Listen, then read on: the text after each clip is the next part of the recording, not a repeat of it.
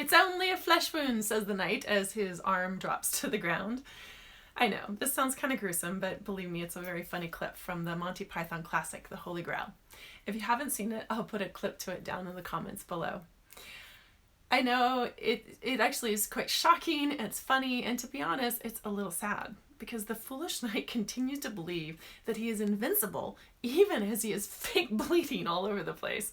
From his perspective, he's being strong and brave and doing whatever it takes to maintain his vision of himself.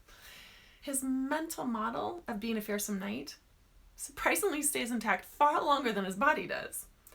His commitment to doing his job and continuing to be who he's always been, despite things falling apart all around him and his own body, might be commendable from some perspectives, but his actions make him seem a fool and lead to more damage to his body than he needs.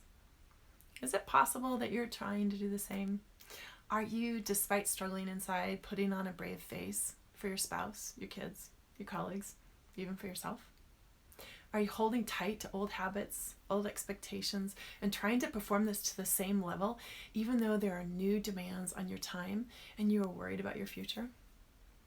What kind of damage are you doing to your body as a result of trying to keep things as they have always been?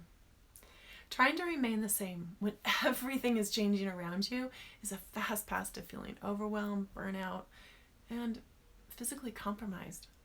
In our COVID-19 world, it's important to take stock of all that is happening, not all around you, but also within you and to you. Continued repression of emotions and feelings creates high levels of anxiety that can cripple physical and emotional health.